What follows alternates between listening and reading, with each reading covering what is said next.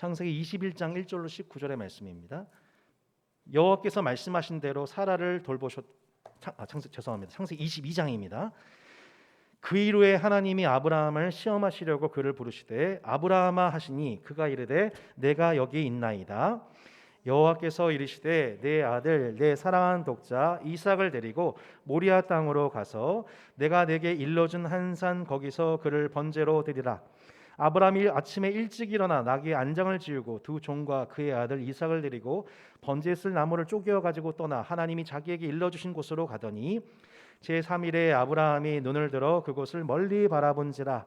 이에 아브라함이 종들에게 이르되 너희는 나귀와 함께 여기서 기다리라. 내가 아이와 함께 저기 가서 예배하고 우리가 너희에게로 돌아오리라 하고 아브라함이 이에 번제 나무를 가져다가 그의 아들 이삭에게 지우고 자기는 불과 칼을 손에 들고 두 사람이 동행하더니 이삭이 그 아버지 아브라함에게 말하 이르되 내 아버지여 하니 그가 이르되 내 아들아 내가 여기 있노라. 이삭이 이르되 불과 나무는 있거니와 번제할 어린 양은 어디 있나이까.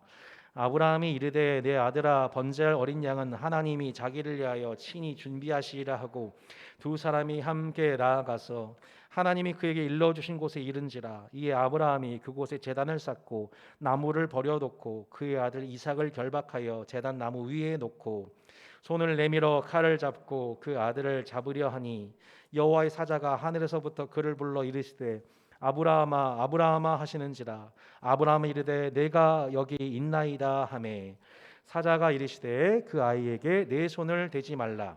그에게 아무 일도 하지 말라. 내가 내 아들 내 독자까지도 내게 아끼지 아니하였으니 내가 이제야 내가 하나님을 경외한 줄을 아노라. 아브라함이 눈을 들어 살펴본즉 한 숫양이 뒤에 있는데 뿔이 숫풀에 걸려 있는지라. 아브라함이 가서 그 숫양을 가져다가 아들을 대신하여 번제로 드렸더라. 아브라함이 그 땅 이름을 여호와 이레라 하였으므로 오늘날까지 사람들이 이르기를 여호와의 산에서 준비되리라 하더라. 여호와의 사자가 하늘에서부터 두 번째 아브라함을 불러 이르시되 여호와께서 이르시기를 내가 나를 거리켜 맹세하노니 내가 이같이 행하여 내 아들 내 독자도 아끼지 아니하였은즉 내가 내게 큰 복을 주고 내 씨가 크게 번성하여 하늘의 별과 같고 바닷가의 모래와 같게 하리니 내 씨가 그 대적의 성문을 차지하리라. 또 내 씨로 말미암아 천하 만민이 복을 받으리니 이는 내가 나의 말을 준행하였음이니라 하셨다 하니라. 이에 아브라함이 그의 종들에게로 돌아가서 함께 떠나 브엘세바에 이르러 거기 거주하였더라. 아멘. 지난 온가족 수양회 때 우리 김병년 목사님 말씀 통해 여러분 은혜 많이 받으셨지요? 예, 목사님이 이 그림 언어라는 단어를 설교 도중에 많이 쓰신 것을 한 자매님이 피드백을 주셨습니다. 그림 언어가 무슨 뜻일까? 그런데 그것이 어려운 단어가 아니었고 목사님의 삶과 간증을 보니 복음이 그림 언어로 나타난다는 것이 바로 그 그림 언어구나라는 것을 금방 이해할 수 있었다고 말씀해 주셨습니다. 사실 저 또한 원래 예수를 믿었던 사람이 아닙니다. 교회하면 치를 떨었던 사람입니다. 근데 제가 예수님을 받고 믿고 복음을 받아들였던 그 계기는 복음을 그림 언어로 가르치는 믿음의 선배들의 공동체를 만났기 때문이었습니다. 복음을 그림 언어로, 말이 아니라 그림 언어로 행하고 있는 사람들과의 만남을 본 후 저는 그 모임 통해서 예수님을 영접하게 되었고 그 후에 지역교회에 접붙임되었고 그 후에 이제 개척교회 목사가 되었습니다. 교회에 대한 꿈이 생겼습니다. 여전히 한국교회를 바라볼 때 복잡한 마음이 있는데 개척에 대한 마음이 생겼습니다. 복음을 그림 언어로 말하는 공동체를 개척하면 좋겠다. 그리고 또 그런 공동체를 또 개척하는 교회가 되면 좋겠다라는 마음을 가지고 있습니다. 가족 수양의 첫째 날에 목사님 좀 일찍 오셨어요. 그래서 우리 한우 식당에서 식사를 하고 우리 복도 테이블에서 앉아가지고 얘기를 좀 담소를 나눴습니다. 목사님께서 이렇게 이런 얘기를 하신 거예요. 손 목사, 내가 이 교회 개척하고 어느덧 18년이 되었는데 말이야. 시간이 지나고 이 교회도 전통화되더라고. 그래서 때로 교회의 방향이 이상한 곳으로 때로 흘러갈 때가 있더라고. 교회는 예수님을 믿는 사람들의 모임 아니야? 그러면 예수님을 닮아가는 그 일에 열매 맺는 성도들의 모임이 되어야 하지 않아? 근데 이상하게 그 교회 생활하면 이상하게 교회가 자기를 내세우고 혹은 교회 회칙이나 기준들을 따지고 분쟁하다가 많은 교회들이 그렇게 6개월, 1년 시간을 보내. 그 얘기가 저한테 참 많이 이렇게 와닿았습니다. 어느덧 따스한 교회가 개척된 지 3년이 되고 어느덧 지역 안팎으로 여러 성도분들께서 오셔서 함께 한 가족을 이루었습니다. 그리고 수양회를 마친 이 시점에 우리가 창세기의 말씀을 마주합니다. 우리가 너무 잘 알고 있는 본문이에요. 이미 다 알고 계신 본문이에요. 아브라함이 자신의 아들 이삭을 번제로 드린 사건이죠. 이 사건이 왜 일어나게 됐냐면 하나님이 그에게 그렇게 명령하시고 시험하셨기 때문이에요. 1절에서 보듯이 하나님이 아브라함을 시험하시려고 그를 부르셨어요. 그리고 2절에서 그 사랑하는 아들을 번제로 드릴 것을 하나님이 명령하시죠. 내 아들, 내 사랑하는 독자 이삭을 데리고 어디를 가라? 모리아 땅으로 가라. 모리아 땅으로 가서 내가 내게 일러준 산, 한 산, 거기서 번제로 드리라 말씀하십니다. 원어상으로, 이 한글로 보면 잘 모르는데 원어상으로 보면은 이걸 하나님이 콕콕 집어서 말씀하세요. 내 아들, 내 사랑하는 독자 이삭. 이 콧말을 꼭꼭 집어서 하나님 말씀하세요. 여러분, 아브라함에게 왜 이삭이 독자입니까? 원래 첫째 아들 있지 않았나요? 이스마엘이죠. 예, 육신의 방식으로 하갈에게서 얻었던 아들이 바로 이스마엘입니다. 근데 이스마엘이 청소년 시기 때 불가피한 사건을 말미암아 결국에는 아버지 집을 떠나는 아픔을 겪게 됩니다. 그러니까 아브라함은 이미 한 번 아들을 떠나보낸 아픔을 겪었던 사람이었죠. 약속의 후사가 아니었기 때문에. 그렇게 이스마엘은 멀리 어머니의 땅 하갈로 가버렸습니다. 그리고 이제 정말로 그에게는 아들 한 명이 있는데 그 아들은 독자예요. 사랑하는 아들이에요. 자신의 몸에서 난 아들이에요. 그 아들을 내게 번제로 드리라. 아마 이때쯤이면 이삭을 100세 때 아브라함이 난 후에 한 10여 년쯤 흘렀던 어떤 시기인 것 같아요. 나이로 보자면은 우리 민건이 혹은 하민이, 우리 상훈이 정도 되는 어떤 나이였을 것 같아요. 그 나이쯤에 이제 청소년이 되어서 성장하고 있는 그 이삭을 하나님께 번제로 드리라고 하는 명령을 받았으니 여러분 아브라함의 마음이 어땠겠어요? 전 이 마음 조금 압니다. 저희 어머님 보면서 그 마음 알게 됐어요. 저희 어머님이 저 신대원을 저를 보내셨을 때에 어머니 그때 우울증을 호소하셨습니다. 한 달 동안 우셨어요. 사랑하는 아들이 신대원에 들어가서 저 닭장 같은 그 기숙사에 4인 1실이 되어서 그 신대원 생활하는 그 모습을 지켜보시고 어머님이 몇 달을 우셨어요. 여러분, 이 아브라함에게 있어서 이것은 결코 쉬운 명령이 아니었던 거죠. 하나님이 아브라함을 시험하신 거예요. 내 아들, 내 독자, 내가 사랑하는 이삭을 데리고 번제로 드려라. 모리아로 가서 내가 내게 일러준 한 산. 이 산 도대체 어딜까요? 잠깐 지도를 보실까요? 지금 아브라함이 있는 곳은 왼쪽 하단에 있는 브엘세바입니다. 처음 가나안을 입성해서 하나님을 만났던 장소가 마므레. 북서쪽으로 40km 올라가게 되면 마므레 장소가 나오게 되죠. 그리고 북쪽으로 40km 더 올라가게 되면은 하나님이 지시하신 땅 모리아라고 하는 장소가 나옵니다. 그리고 그 모리아에 해당되는 장소가 어디냐면 예루살렘이에요. 아마 그 예루살렘에 있는 어느 산을 의미하는 것 같아요. 하나님이 아브라함에게 지시하신 은밀하게 지시한 땅. 창세기 22장 말씀에는 그 산의 지명이 나오진 않는데 하나님이 아브라함에게 그 산을 지시하셨다라고 말씀을 하고 있습니다. 여기서 두 가지 의문이 생깁니다. 첫 번째 의문은 뭐냐면 지금까지 아브라함이 하나님께 올려드렸던 제사는 짐승을 드리는 예배였어요. 그리고 출애굽 후에도 하나님께서 이스라엘에게 요구하시는 제사도 짐승이나 곡식을 드리는 거였어요. 근데 하나님이 생뚱맞게 인신 제사를 원하시는 거예요. 사람을 갖다 바치라니요. 여러분, 당시 가나안 땅에서 실제로 인신 제사가 이루어졌었습니다. 레위기 말씀에 보면 너희가 가나안 땅에 들어가서 몰렉 숭배를 하지 말아라. 당시 몰렉이라고 하는 이방신을 섬기기 위해서 자신의 첫째 아들을 불 위에 번제로 드리고 그 아들을 걷게 해서 불태워 죽이는 방식으로 몰렉 신을 기쁘게 하면 몰렉 신이 가나안 땅을 축복해서 배불리 먹고 살게 된다. 이게 몰렉 숭배였어요. 근데 그 몰렉 숭배도 아니고 어떻게 하나님이 이삭을 하나님의 100세 때 극적인 방식으로 하나님의 극적인 개입의 방식으로 허락하신 이삭을 번제로 드리라는 것을 하나님이 요구하신다니요. 이해가 안 되죠. 두 번째 이해가 안 되는 지점은 뭐냐면 왜 그렇게 또 인신제사를 이 번제의 방식을 가지고 왜 지금 아브라함이 있는 브엘세바 근처에서 예배드리는 게 아니라 왜 80km 떨어져 있는 그 모리아 땅으로 가서 하나님이 아브라함에게 그 산, 내가 내게 지시한 산에서 그 번제를 이삭을 드리라라고 하는 명령을 왜 80km 떨어진 곳에서 하라고 하는 것일까요? 이것이 오늘 본문을 대할 때 우리가 가져야 될 두 가지 질문입니다. 아브라함은 지시받은 다음 날 아침 일찍 일어나서 여행을 준비합니다. 두 종과 아들 이삭, 나귀, 심지어 번제에 쓸 나무까지도 바리바리 싸들고 이동을 한 거예요. 마침내 3일 만에 하나님이 지시하신 산이 저 멀리 보입니다. 3일 동안 얼마나 열심히 걸었는지 80km를 이동했어요. 이제 멀리 저 산이 보여요. 제가 감정이입을 좀 해봤어요. 나 같으면 계속 걸어가는 도중에 딴 생각 정말 많이 했겠다. 이거 진짜 하나님 명령하신 거 맞아? 이거 인간적으로 맞는 일이야? 게다가 이제 하나님이 지시하신 산이 멀리서 보게 오니까 아마 저 같으면 오금이 저려서 한 발자국도 움직이지 못했을 것 같아요.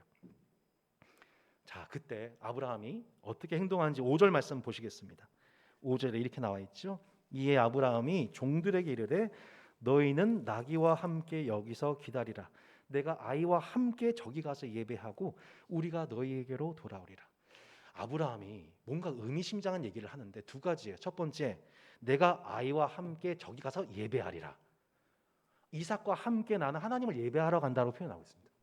두 번째, 우리가 너희에게로 돌아오리라.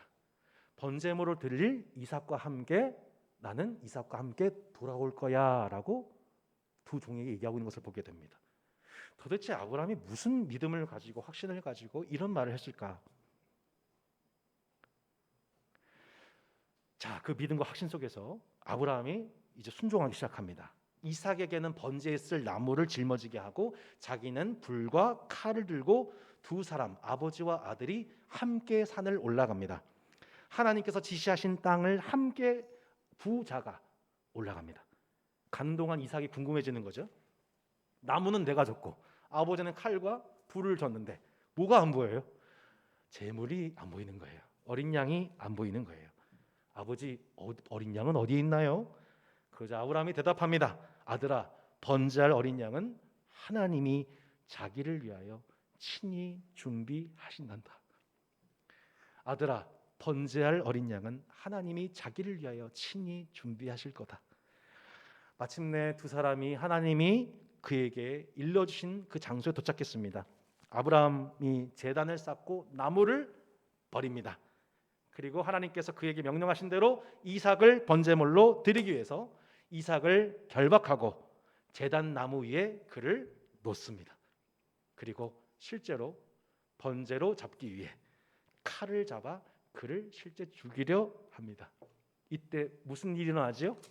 하늘로부터 여호와의 사자가 급하게 아브라함아, 아브라함아 급하게 소리치며 그 순종을 제지합니다. 그 아이에게 손대지 말아라. 내가 내 아들 독자까지도 내게 아끼지 아니하였으니 내가 이제야 내가 하나님을 경외한 줄을 내가 알겠노라. 아브라함은 지금까지 계속 순종하는 데 집중하다가 그 제지를 받고서 비로소 주변을 둘러봅니다. 주변을 둘러봤더니 무엇이 있습니까? 뿔이 수풀에 걸려있는 숫양이 보입니다. 그리고 그 숫양을 이삭 대신 번제로 하나님께 올려드렸습니다. 이것이 오늘 창세기 22장의 이야기입니다. 14절, 이 본문의 결론이 무엇인지 14절을 한번 읽어보시겠습니까? 같이 한번 14절 읽어보겠습니다. 시작. 아브라함이 그 땅 이름을 여호와 이레라 하였으므로 오늘날까지 사람들이 이르기를 여호와의 산에서 준비되리라 하더라. 아멘. 여호와 이레, 이게 무슨 뜻이에요? 여호와의 산에서 준비되리라. 이삭이 물었습니다. 아버지, 번제할 어린 양은 어디에 있나요? 아브라함이 대답했습니다. 아들아, 하나님께서 자기를 위하여 친히 준비하셨단다.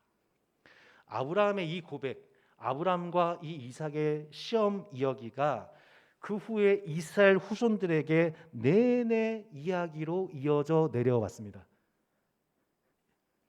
아브라함이 시험에 순종하여 나아갔더니 여호와의 산에서 준비하신 하나님의 어린 양이 있었다는 이 얘기가 계속해서 대대로 이스라엘에게 전승됨을 통해 이들은 아브라함과 이삭을 묵상했고 더 나아가 그들을 시험하실 뿐만 아니라 마침내 문제 해결점을 주신 하나님을 묵상하게 되었던 것입니다.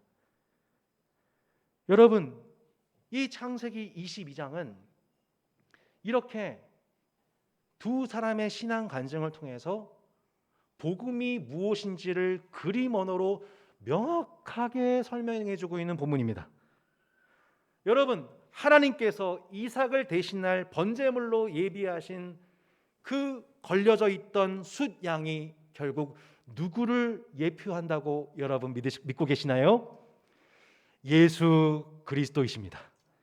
이삭이 번제물로 드려지기 전부터 숫양은 이미 그 땅에서 예비되고 있었습니다.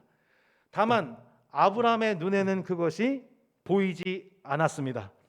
아브라함은 그저 하나님이 예비하신 그 산으로 가라고 하신 그 명령과 진짜로 이삭을 번제로 드리기 위해서 불과 칼과 나귀 등을 준비하는 순종에만 집중하고 있었을 뿐입니다. 창세기 22장에서 아브라함이 3번 고백하는 말이 있습니다. 하나님이 그의 이름을 부르셨을 때 아브라함이 뭐라고 고백합니까? 내가 여기 있나이다. 이삭이 아버지의 이름을 부를 때 아브라함이 대답합니다. 아들아, 내가 여기 있다. 여호와의 사자가 급하게 아브라함을 제지할 때 아브라함이 이렇게 대답합니다. 내가 여기 있나이다. 아브라함은 계속해서 무엇에 초점을 맞춰 살아가고 있습니까? 하나님께 순종하는 그 일, 내 옆에 동역자의 말에 순종하는 그 일에 집중하고 있습니다. 모험적인 순종의 그 결과가, 그 과정이 어떻게 이루어지고 어떤 결과가 나올지를 전혀 모릅니다. 다만 하나님이 그에게 말씀하신 바 이삭을 번제로 드리는 일과 하나님이 지시하신 산으로 가는 그 일, 이 명령을 단순하게 순종하죠. 여러분, 결론적인 얘기지만 왜 하나님은 브엘세베가 아닌 모리아까지 80km 떨어진 그곳에까지 아브라함이 이삭을 동원하여 가게 하셨을까요? 그것은 결국 모리아 지역에 속한 예루살렘, 그곳의 갈보리 언덕, 그 산에서 하나님의 어린 양이신 예수님이 우리의 번제물로 예비되신다는 것을 아브라함과 이삭의 모형을 통해 우리로 믿게 하시기 위함이었던 것입니다. 아브라함이 번제할 나무를 가지고 그리고 그 아들인 이삭을 데리고 갑니다. 나중에는 그 두 종들을 두고 아버지와 아들 둘이 함께 동행하여 그 산을 올라갑니다. 아버지는 버려놓은 나무 위에 아들을 결박하여 올려놓습니다. 놀라운 행동이죠. 근데 더 놀라운 행동은 무엇입니까? 아들이 그 아버지의 행동에 대해서 저항하지 않습니다. 아버지 미쳤어요? 아마 하민이 같으면은 이제 등자 산만해져가지고 막 씨름하면 막 안 밀려요. 아빠 미쳤어? 목사 맞아? 막 이러면서 아마 막 그냥 야구 배트를 가지고 그냥 막 저를 이렇게 글로 던지면서 막 공 던지면서 막 절로 가! 아마 산을 뛰쳐나갔을 것 같아요. 근데 아들이 이를 저항하질 않아요. 아버지의 말씀과 행동에 대해서 저는 의심하지 않습니다. 아버지가 자기를 죽이려고 하는데 그걸 그냥 보고 있는 거예요. 그냥 지켜보고 있는 거죠. 어린 양. 아버지가 자신에게 행하는 일을 믿고 따릅니다. 여러분, 결국 이 이해할 수 없는 아버지의 이 모습, 자신의 아들을 번제로 드리려는 이 아버지의 모습과 그 아버지의 행동에 대해서 말없이 순종하고 있는 모습은 누구와 누구의 모형인 것입니까? 성부 하나님과 성자 예수님의 모형인 것입니다. 겉으로 보기에 예수님은 정치범이 되어 종교 사기범이 되어서 십자가에 매달려 죽는 것처럼 묘사될 수도 있습니다. 하지만 창세기 22장에서 그 아들을 그 산을 올라 그 언덕에서 죽게 하신 분, 십자가로 그 아들을 이끄신 분이 성부 하나님이라는 것을 말씀하고 있습니다. 그리고 그 아들을 버려두신 이가 아니라 그 아들과 함께 그 산을 오르신 분이 성부 하나님이라고 말씀하고 있습니다. 성도 여러분, 내가 번제물이 되어 내가 죄에 대한 대가로서 죽어야 될 그 십자가의 자리에 하나님이 산에서 예비하신 그 어린 양이 내 대신 죽음으로 내가 생명과 영원한 삶을 회복하게 되었습니다. 성도 여러분, 이보다 더 큰 복음, 이보다 더 중요한 복음은 없습니다. 이 복음을 통하여 영원한 생명을 얻게 된 여러분은 이 세상에서 가장 큰 복을 받게 된 자들인 줄로 믿습니다. 이 예수님의 십자가, 내 대신 어린 양이 되셔서 그 산에서 죽임 당하신 예수 그리스도를 묵상함으로 여러분 인생의 모든 무거운 짐과 죄악과 모든 인생의 어려운 것들을 내어 던질 수 있는, 맡겨드릴 수 있는 안식이 이 주일을 통해서 회복되기를 축복합니다. 여러분, 아브라함에게 주어졌던 이 시험들, 이거는 오직 복음 안에서만 설명되는 일이었던 거예요. 왜 아브라함에게 이런 시험이 찾아왔는지, 왜 이삭에게 이런 일을 감당해야 하는지, 이거는 복음이 아니면 이 본문은 해석될 수가 없습니다.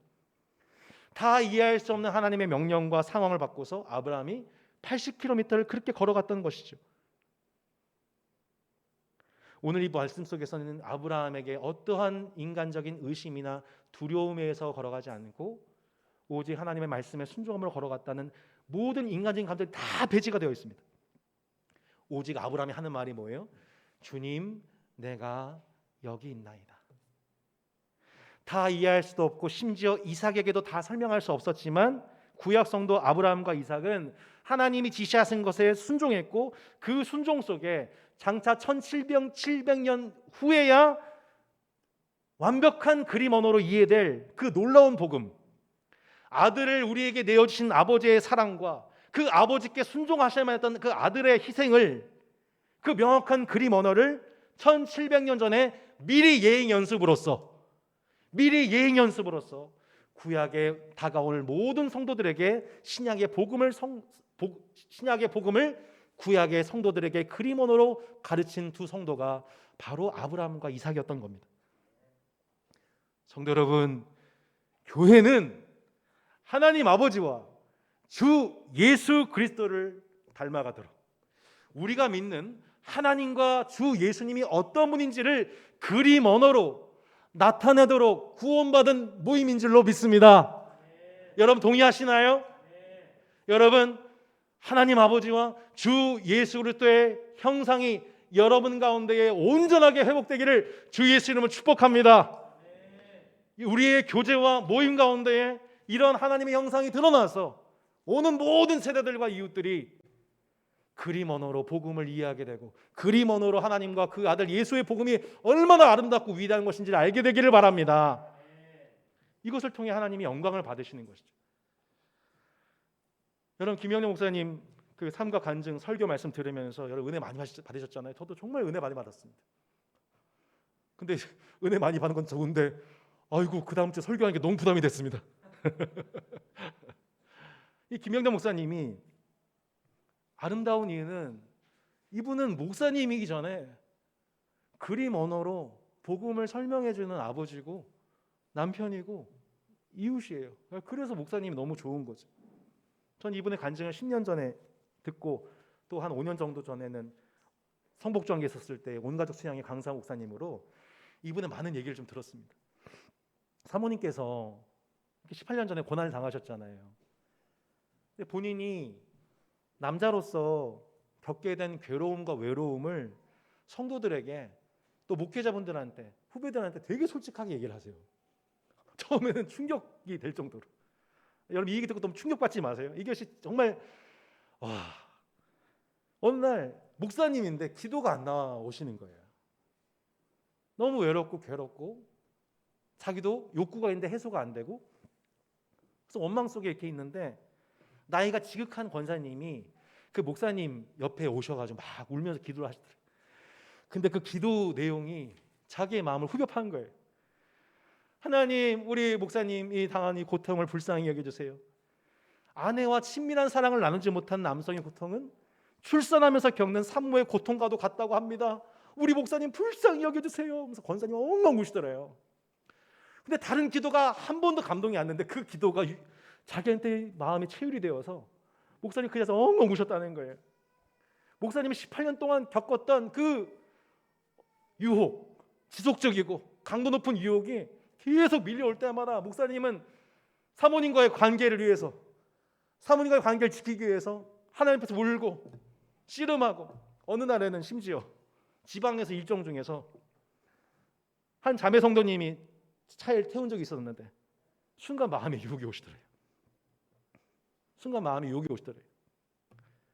자신도 모르게 가지 말아야 될 방향으로 차를 몰고 있는 자신을 보게 됐대요. 여러분 안심하십시오. 해피엔딩입니다. 안심하세요. 막 너무 긴장하셨어 지금. 어머 어떡해, 막 김병님 지난번 온 가족 수행에 오셨는데 어떻게 막 벌써 막 긴장되셨어.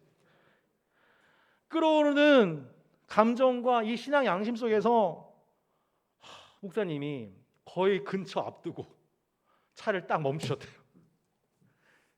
마치 그 아브라함이 산 앞두고 산에 있는 것처럼 저 멀리 그 장소가 보이는데 직전에 차를 멈췄대요. 그리고 그 차에서 운전대에 얼굴을 파묻고 엉엉 우셨대요. 회개하시고 그 길을 유턴해서 돌아오셨대요. 안심하세요. 제가 그 목사님이 그 얘기를 하시는데 제가 그때 김병년 목사님에 대해서 제가 스스로 마음속에 네이밍하게 된 별명이 있는데 그게 이 시대의 욥이었습니다. 부끄러운 얘기지만 많은 목회자들이 건강한 사모님을 두고서도 외도합니다. 성경의 기록을 보면요, 신약에 예수님 당시에도 바리새인과 서기관들이 율법을 가지고 자기 아내를 정죄합니다. 무엇을 위해서요? 자기 아내 버리기 위해서. 세장가 가려고. 예수님이 그 죄를 지적하셨어요. 놀랍게도. 대한민국의 수많은 성인들이 결혼과 성의 질서를 우습게 여기고 외도를 합니다. 간통죄는 죄가 아니라고 합니다. 교회를 다니는 사람이나 다니지 않는 사람들이나. 그 가운데 김병년 목사님 보이는 거예요. 목사님도 18년 동안 얼마나 힘드셨을까? 사모님과의 사랑을 지키기 위해서 얼마나 많은 유혹과 싸워야 됐을까? 오죽하면 목사님이 내가 야동 보다가 애들한테 걸려가지고 애들한테 사과했겠다고 말씀하셨겠어요? 목사님은 지금도 사모님과의 사랑을 지키기 위해서 얼마 전에 결단을 내리셨습니다. 목회 일정을 줄이고 월, 화, 수, 목 사모님을 돌보는 일에 자신의 반나절 드리기로. 그 목사님의 그 교회라고, 다드림 교회는 또 목사님이 그렇게 사모님 돌보는 데 집중하시라고, 사모님을 사랑하는 그 모습이야말로 복음을 그림 언어로 설명하는 일이라고 목사님을 격려하면서 목회 일정을 배려를 해주셨습니다. 복음이 무엇인지를, 복음이 얼마나 그 한 사람과 심지어는 몸에 불구하된 그 아내에 대해서도 끝까지 자신의 의리와 인애를 지켜가는 그 모습의 아름다움, 그 아름다움을 점점 잃어버리는 이 세대 속에서 복음이 얼마나 한 사람을 아름답게 할 수 있는지, 복음이 그 교회를 얼마나 아름답게 하는지 그림 언어로 보여주는 목사님과 교회가 아닐 수가 없는 것이죠. 여러분, 이러한 성도로서 복음을 받은 성도가 얼마나 아름다울 수 있는지, 내가 받은 하나님의 사랑, 십자가의 사랑 받은 자가 얼마나 그 십자가 사랑을 닮아갈 수 있는지 보여주는 성도로서 저와 여러분이 예수님의 피값으로 구속함을 입은 것 여러분 아십니까? 김영남 목사님, 유유상종이라고 목사님과 또 어울리시는 분 중에 진짜 또 아름다운 목사님 한 분 계세요. 김관성 목사님이라는 분입니다. 이분이 침례교 목사님으로서 오랜 기간 무명한 시간을 보내셨었습니다. 근데 그 무명한 기간 동안 만 권의 책을 보시고 성경을 독파하시면서 페이스북에 글을 올리기 시작했더니 이분이 페이스북 스타가 되셨어요. 별명이 거성이세요. 거성 김관성. 이 목사님이 유명해지시고 교회를 개척하셨는데 8년 전에 개척을 하셨는데 일산 쪽에 행신 침례교회라고 있습니다. 이 교회가 4년 만에 이제 8년 만에 400명으로 이제 부흥을 했습니다. 이 교회도 다드림 교회처럼 정말 복음 중심적이고 공동체적인 교회로 성장을 한 거예요. 근데 이분이 몇 달 전에 정말 많은 목사님들을 충격에 빠지게 하는 글을 올리셨어요. 행신침례교회 담임 목사직을 내려놓습니다 라는 글이었습니다. 순간 많은 목사님들이 이거부터 무슨 일 터졌나 보구나, 아이고 우리 목사님 무슨 일 터졌나 보다 걱정했는데 그런 일이 아니었습니다. 저는 오늘부로 담임 목사직을 내려놓습니다. 그리고 당회와의 결의 끝에 2대 담임 목사로서 함께 동역하던 우성균 목사를 담임 목사로 추천합니다. 그리고 98%의 투표 통해서 2대 담임 목사가 얼마 전에 세워졌습니다. 많은 사람들이 궁금해했습니다. 목사님 왜 담임 목사직을 내려놓으셨어요? 8년 동안 400명의 교인이 성장했고 이제 목사님은 전국적인 유명 강사가 되셨고 다니엘 기도에서도 거의 몇십만의 조회수를 이룬 엄청난 간증을 하셨고, 근데 목사님이 그 담임 목회직을 내려놓게 된 세 가지 이유를 말씀하셨습니다. 첫 번째, 교인이 400명이 되고 교회가 안정되다 보니 내가 매너리즘에 빠지기 시작하고 내가 더 이상 최선을 다하지 않는 모습을 보게 되면서 이것이 성도로서 나한테 건강하지 않다고 판단했다. 두 번째, 나는 이미 개척한 사람인데 다른 곳에 또 개척할 수 있는 은사를 내게 주셨고 하지만 나의 후배 목사들은 담임을 경험할 자리 자체가 침례교에서 부족하다. 세 번째, 내 고향 울산에는 내가 복음을 전해야 될 누나와 친척들이 그곳에 있다. 제가 최근 들어서 한국교회에 대해서 들었던 많은 얘기 중에서 가장 목사로서 아름다운 이야기,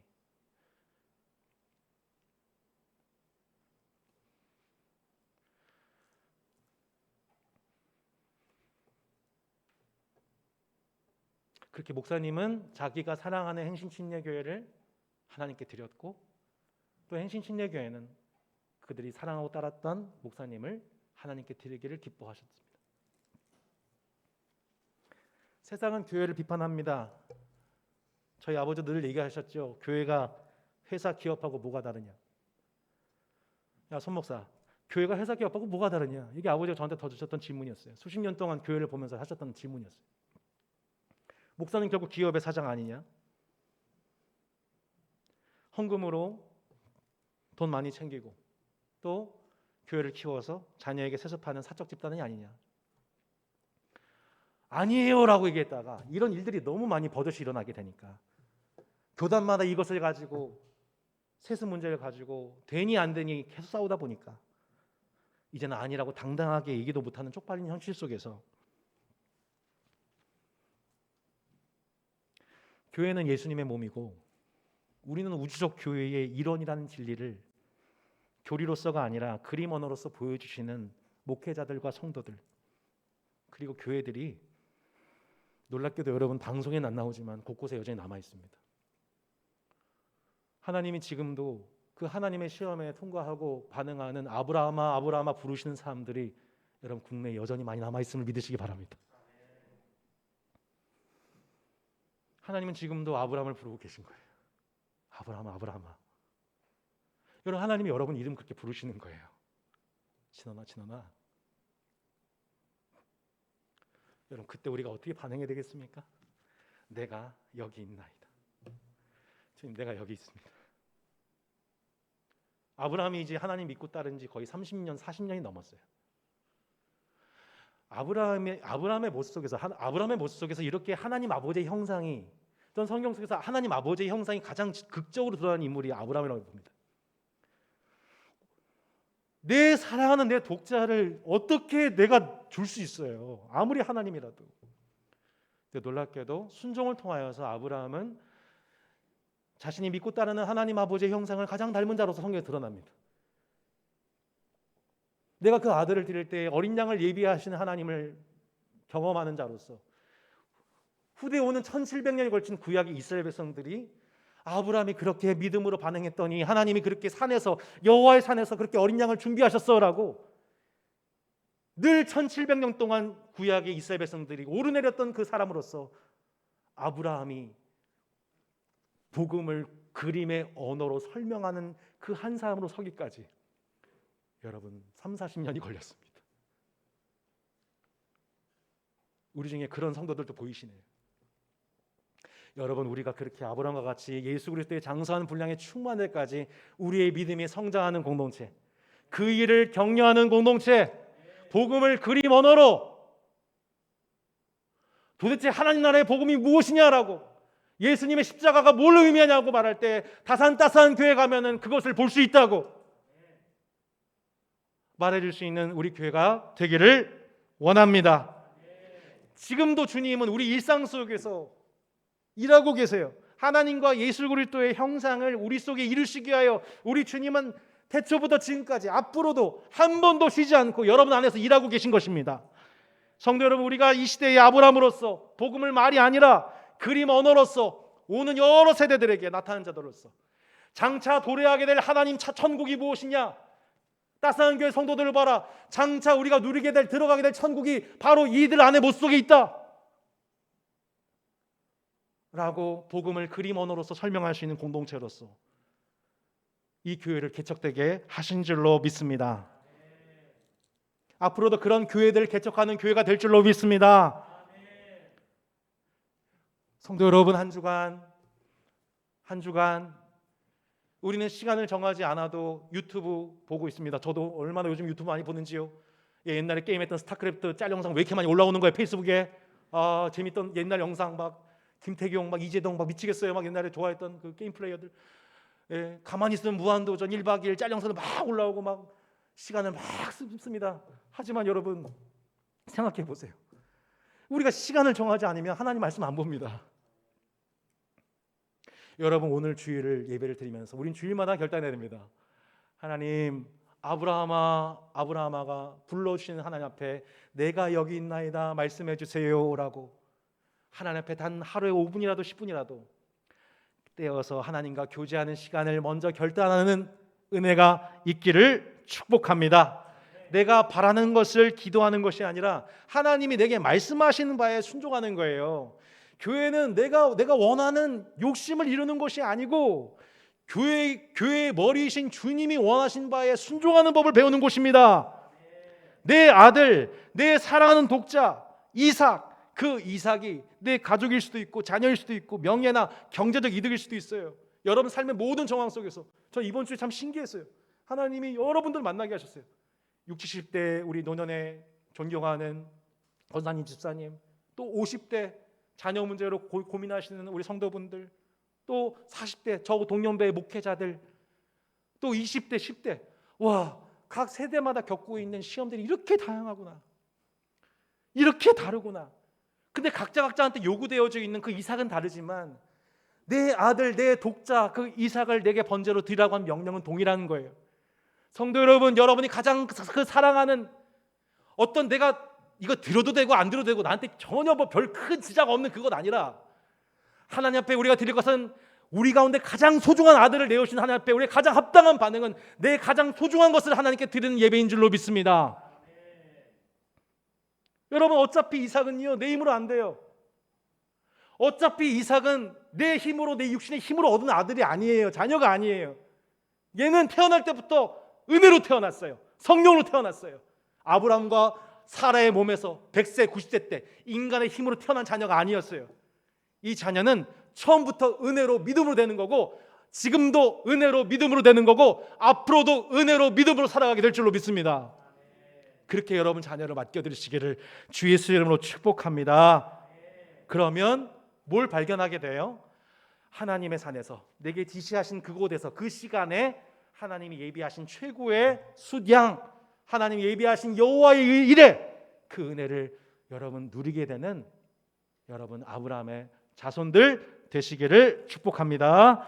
기도하겠습니다. 찬양하고 기도하겠습니다. 오늘 함께 찬양할 때 우리 금요 예배 때도 불렀던 찬양인데 주가 일하시네 함께 찬양하고 기도하기 원합니다. 그런 마음에 중심을 올려드리며 찬송하세요. 날이 저물어 갈 때, 날이 저물어 갈 때, 힘들내서 걸을 때, 그때가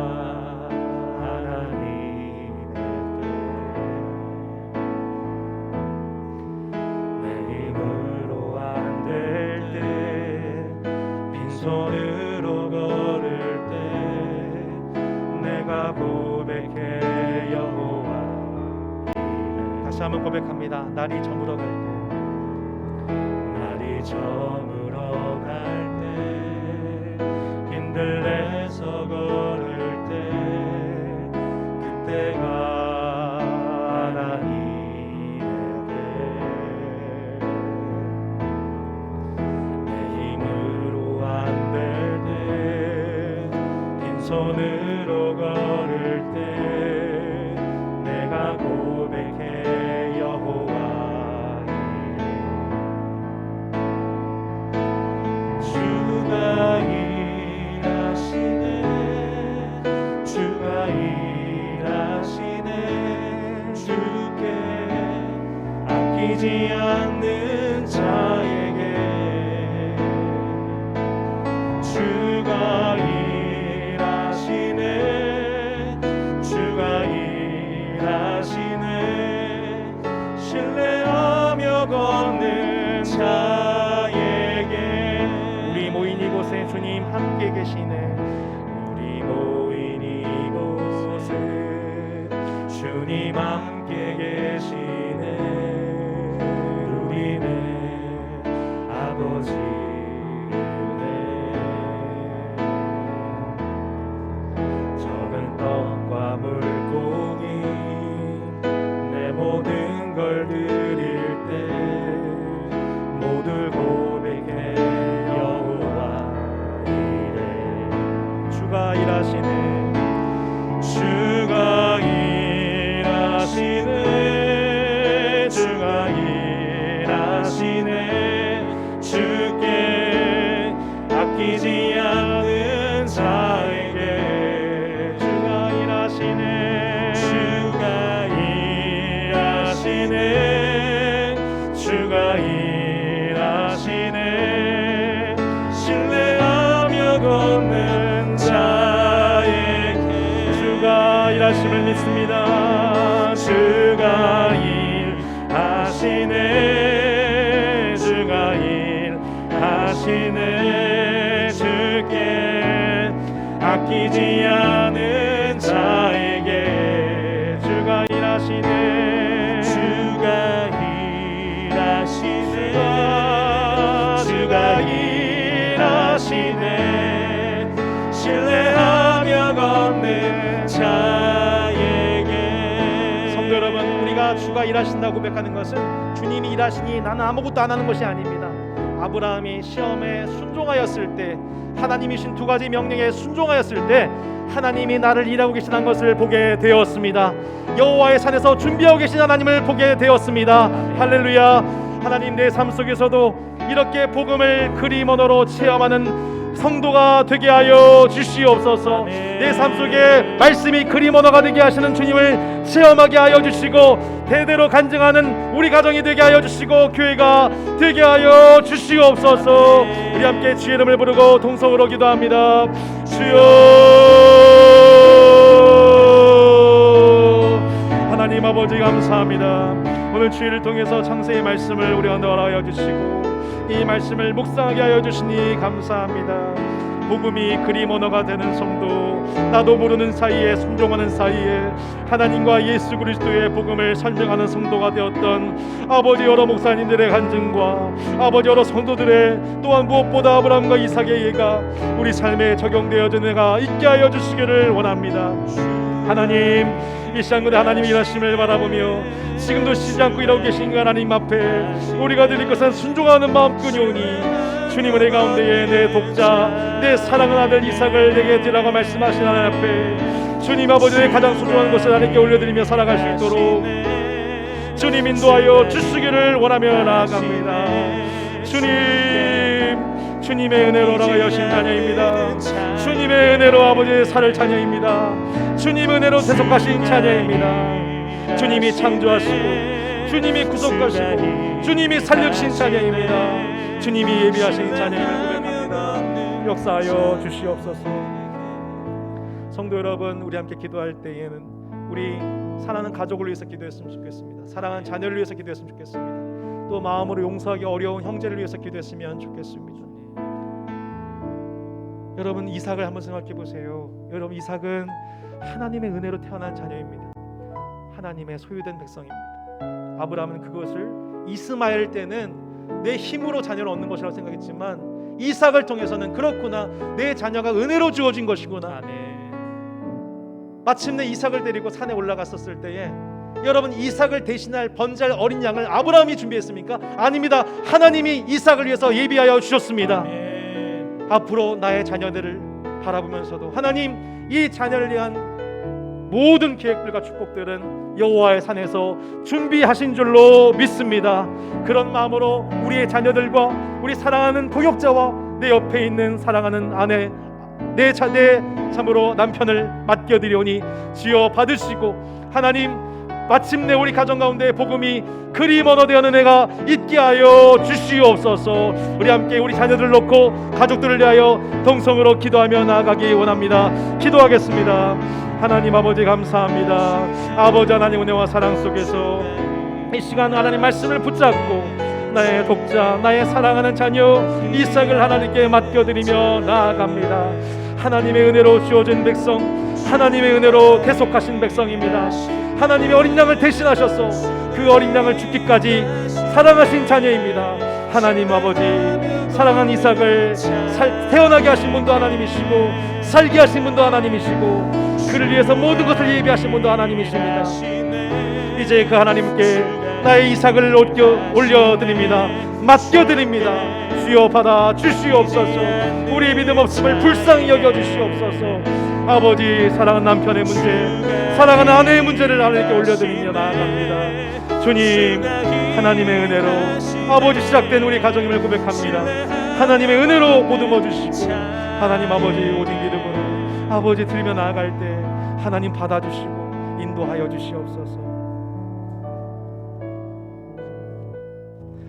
하나님 아버지, 여기 있는 사랑하는 다산다산계 모든 성도 한 분 한 분이 이 시대에 아브라함으로 성장할 수 있도록 축복해 주시기를 원합니다.